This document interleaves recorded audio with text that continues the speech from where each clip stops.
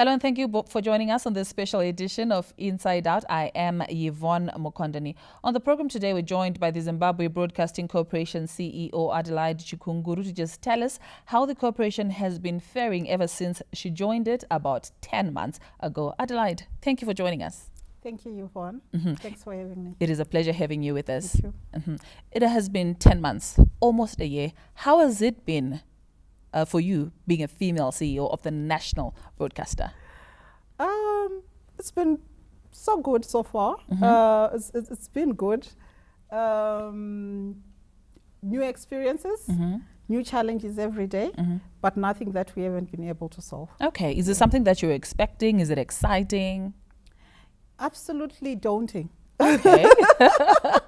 Yeah. But quite rewarding at the end because I knew I was coming in to tackle a challenge, and I'm glad that, so far so good. It's not going badly, but it's actually going the opposite. It's going very, very well. Okay. And the turnaround period has been extremely short, but you can actually start to see the results. Seeing the results. Yeah. Now let's talk about the March 26 by-elections that were recently held in the country. As the national broadcaster, how would you say you fared? I think we did pretty well. We were the media house of choice. We were at the polling stations first, even for results. We were covering those results as they were coming out. We covered all the constituencies. And so I think in terms of logistics, I think we did pretty well. We covered, the results on all our radio stations. And so people were getting them as they were coming out on a real-time basis. And then we were also covering those on our digital media. So we became the media house to go to, even amongst other media. They were coming onto our platforms. So to get information. To get information. So we did pretty well. I think we did pretty well. Okay, Adelaide, you talk of all these things that went well during the March 26 by-elections, but did you face any challenges? Absolutely. Yeah, you can't cover an election and not have challenges. We did have challenges where, we were not allowed into some some rallies. Would send our journalists to Even cover. the ZBC was not allowed? Yes, to cover some rallies, and then we faced problems with some. We also invited some politicians to come on platforms, and they just refused to take up the space. So these were some of the challenges we faced. The weather also, it was raining, and then so we had issues where some of our journalists were not able to actually access some of the places on time, although we did manage to eventually beat those challenges, but those were some of the challenges we faced. Now you mentioned how some politicians, didn't come for interviews, yet they received invites. What would you say to them now, especially because 2023 is beckoning, and because as a national broadcaster, you have been on the bearing brand of being accused of not giving our political parties enough airtime? We've had platforms with ZEC. We've also had platforms with the Parliamentary Portfolio Committee on Information, and we presented these challenges to them.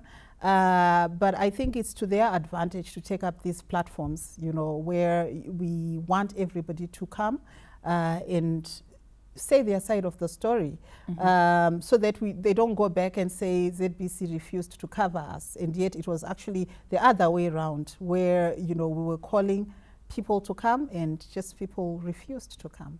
So we've had that challenge, but we're hoping that as we get into 2023, that they will be able to take up these platforms for their own benefit. Still on the elections, let's look at 2023, measuring from maybe how you did covering the by-elections. How do you think 2023 is going to go in as far as coverage is concerned, and are you prepared?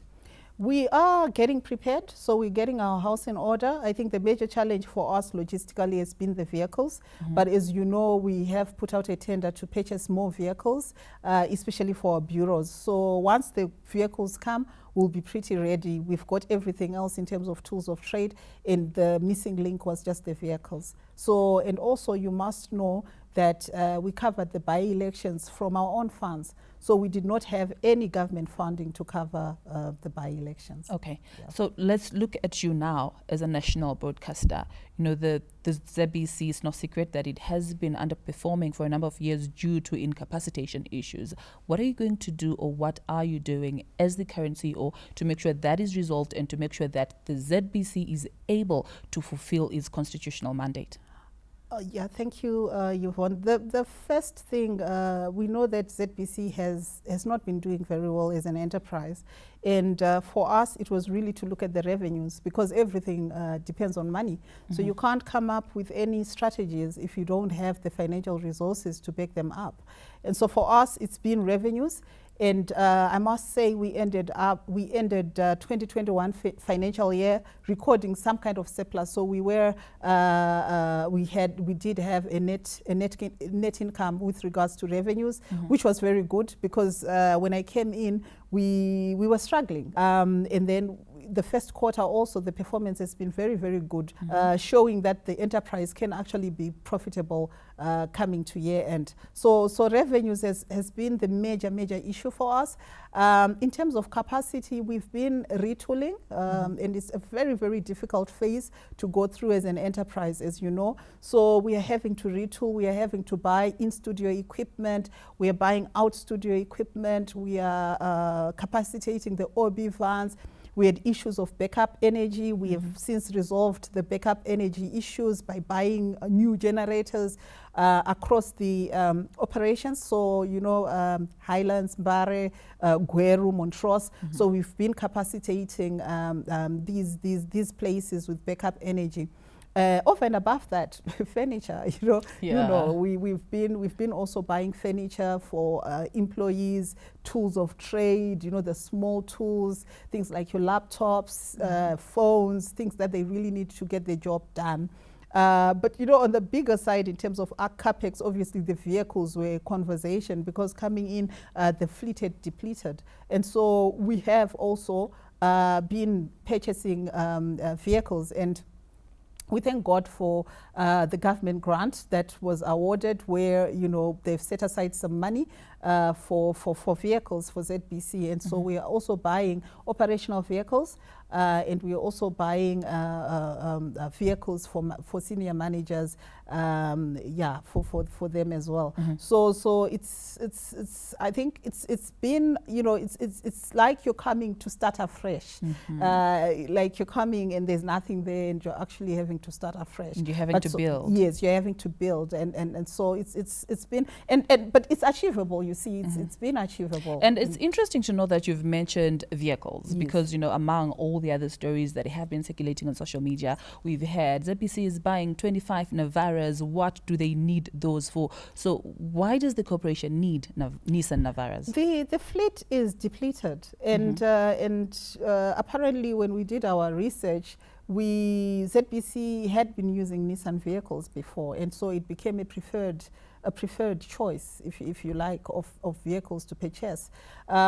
So it's for us. It's just that before we were using Nissans prior in previous years, and so it became just a choice for us. What is important really in that conversation is that we need the vehicles. We are purchasing. A tender is out, as you know. There was a story that appeared, maybe it's a conversation for another time, but it's a story that appeared in the Standard that was highly misleading, and the Standard has since retracted that story to say that there was a tender scandal, when actually there wasn't any tender scandal, and everything was done above board. So the story has been retracted, and we are moving forward to procure the vehicles as we said we would. But over and above that conversation, there's a conversation for buses, for employees. So we've since written to government and requested for buses, and we are informed that the buses will soon be delivered. So it's we are retooling all these things come into that conversation. Your tools of trade, your vehicles. So is this all part of the huge huge turnaround strategy? Absolutely, absolutely, but more so preparedness for the 2023 election. So now, as the ZBC yourself, we've talked about this when we mentioned the cars and all that, but you have been subject to negative publicity of late. For example, we have these headlines. Implosion at ZBC as CEO bans employees from using WhatsApp groups. This is on the newszimbabwe.com website, where the story says workers at the loss-making state broadcaster ZBC are up in arms with their chief executive officer, Adelaide Chikunguru, over many grievances, which include salary increment and COVID-19 allowance delays. That's quite an interesting one. I saw that, and it actually went viral. It did. But it was largely malicious. You know, it's just like the Standard article. Very malicious, obviously written for some agenda. I'm not sure what agenda setting it is, but very misleading. There was one article which actually said incompetent CEO bans WhatsApp groups, and it was spinning from the New Zimbabwe article. Very damaging articles, if you must ask me. But none of that is true. What we did was we have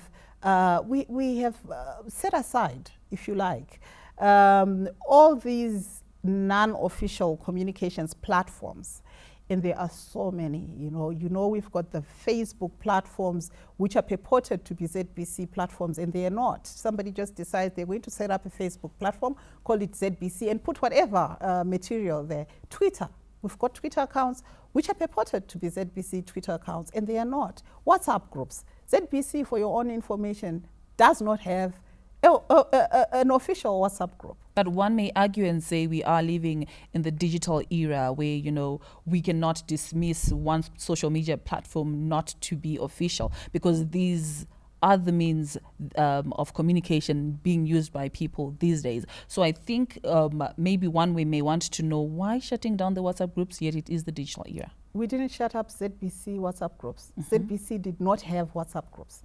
These WhatsApp groups were formulated by people. ZBC does not even know who the administrators were for those WhatsApp groups. So ZBC itself as an organization was actually not behind those WhatsApp groups. So what is the bone of contention? Yeah. There's no bone of contention. We actually agreed with Workers' Council that all non-official communication platforms should be done away with. Now, ZBC is actually in the process of formulating formal WhatsApp groups for communication and other formal, we've got the other formal platforms in which we communicate. So ZBC I have not banned WhatsApp groups. No, I've banned unofficial communication channels and platforms. So moving forward, you're saying there are going to be other WhatsApp groups or other official means of communication? Official ZBC WhatsApp groups, yes. Yes, being run by administrators who are identified by the company. Now moving forward, another headline, which is a follow-up to the previous one, says Zimbabwe documents prove ZBC CEO banned workers from using WhatsApp groups. We've talked about this, but then why do you think you have been a subject on various media platforms? Adelaide Chikunguru does this, the ZBC does this. Why? It started when I came. So I think it's power struggles. I think there are some ex-ZBC employees, executives for that matter, who left and perhaps interviewed for this position, and they wanted this position. We know who's behind New Zimbabwe. We know Gilbert Nyambavu was one of the directors television for ZBC, and he left. Whether he left happy or unhappy, we don't know. But we know most of these negative articles are actually coming through from New Zimbabwe. And New Zimbabwe is who? New Zimbabwe is Gilbert. We know that. So I don't know what agenda is being set. I have no idea what agenda is being set and what the purpose is, but definitely there is an agenda being set. We know, for example, that when I first came, there were a lot of Twitter conversations coming up on my inabilities, which I didn't even know I had inabilities. So there were a lot of inabilities that were pointed out in Twitter. And most of that information was false. Just like the Standard has retracted its story on tender scams and things like that. Most of it is false. The second article you've spoken to is actually a correction of the first article that appeared in the New Zimbabwe, where there were no sources at all. And then now they've taken one of the communications we sent out to employees and tried to justify that we banned WhatsApp groups. And yet that communication is speaking to the broader non-official channels. So to point to WhatsApp, I don't know. And I don't know why WhatsApp has become such a topic. To be honest, it beats me. It really beats me that you are trivialized to the point of banning WhatsApp to that level. I've no explanation to it. All I can say is it's all because I noticed when I came in, Gambakwe, all these people, the tweeters, everybody, you know, there's that Hopewell and all these articles that were coming out. We're really scandalizing my personality and my person. And most of it was untrue. I'll give you an example. Remember that that circular we sent out to employees? Yes. I think it was around the 25th, where we said salaries would be delayed. And people and Hopewell Chingono took it and ran with it and said ZBC does not have salaries to pay employees. Yeah, and yet we were actually giving employees an increment. That increment even came before the 30th of the month. So it's and then they don't go back to correct. You know, they've already done their job and ran with that agenda. So do you think maybe the onslaught against you is reflective of a society that is patriarchal, a society that is used to men leading and seeing that you're female? Do you maybe think, just maybe? Absolutely. I think it's that. But I also think there is an agenda for ZBC to fail. I don't know why people want ZBC to fail. And I don't know how it benefits the nation if ZBC failed. But ZBC is clearly not failing. So ZBC is doing well in ZBC? Absolutely. Okay. So Adelaide, allow me to take you back. You know, one of the headlines that I read here refers to the Zimbabwe Broadcasting Corporation as a loss-making organization. And I remember you saying that, you know what, the corporation is actually doing well. When you joined the corporation, things were not well. And if I got you well, did you say you are declaring a dividend as the Zimbabwe Broadcasting Corporation, yet we have other sections of the media referring to you as a loss-making organization? We, last year, sometime in September, we went to Onslaught Park, where we did our 5-year plan strategy. And in our 5-year plan, one of the KPIs were to declare dividend to the government of Zimbabwe by 2023, end of 2023. That's very possible given the trajectory that we are in.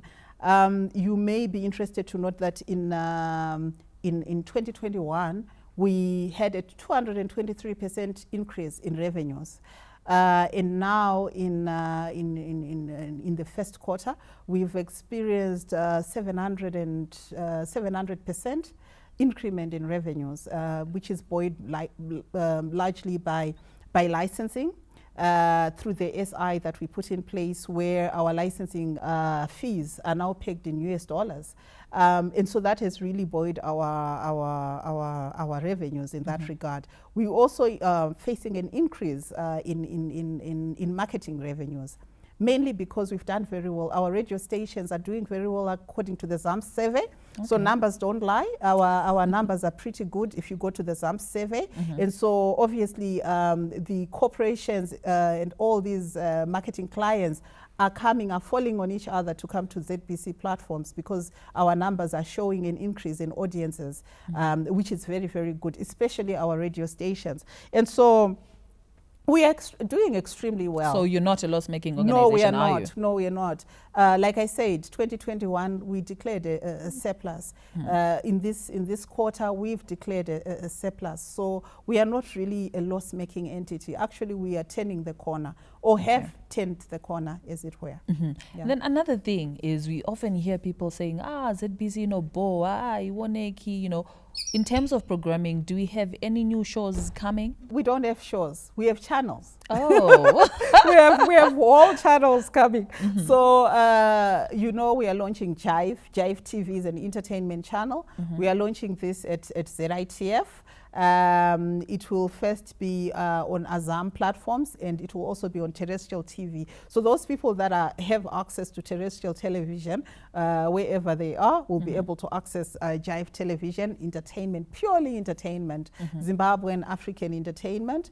And then we are launching a Dreams channel. Dreams channel is a multi-news and current affairs channel, which we are also launching very soon around August. We've got the News 24 channel, which is a news and current affairs channel, which we are launching again around August, September this year. We are also launching a full-time educational channel, which is a 24-hour channel where kids can just go there and get their lessons and everything on that educational channel. We are also launching a religious channel. So ZBC has 6 reserved channels.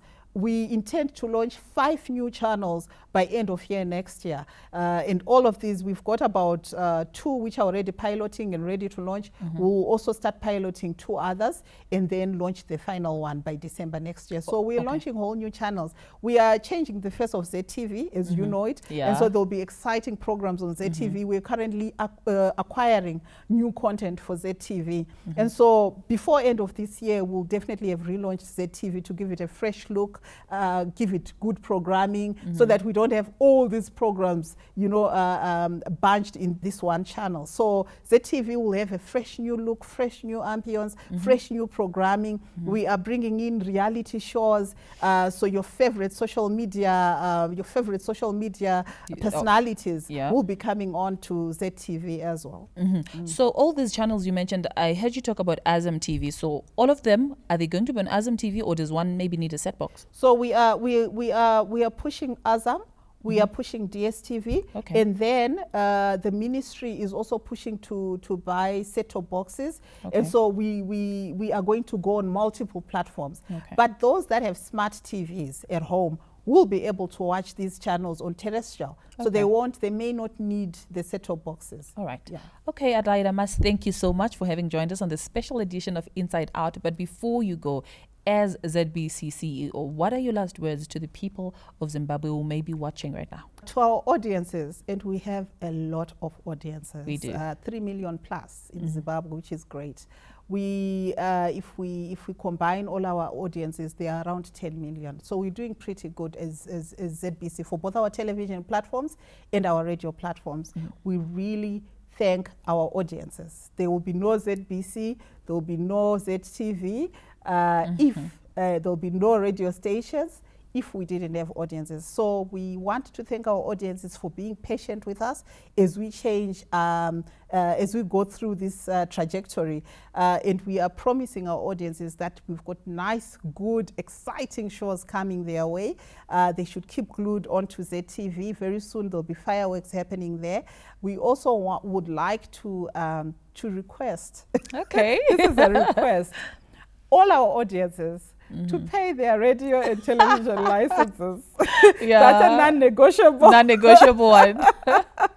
All right, ZBC CEO Adelaide Chikunguru joining us on the special edition of Inside Out, just, you know, taking us through her journey, how it has been for her ever since she joined the Zimbabwe Broadcasting Corporation. It has been 10 months, and I'm sure you had for yourselves the challenges she has faced, how she's been faring, and what she plans for you, Zimbabwe. The Zimbabwe Broadcasting Corporation has 6 new channels coming up, so brace yourselves, because yes, we do have a brand new Zimbabwe Broadcasting Corporation coming your way. Again, thank you for having joined us. Thank you so much for having me. It was a pleasure. Until we meet again, hopefully next week, pleasant viewing.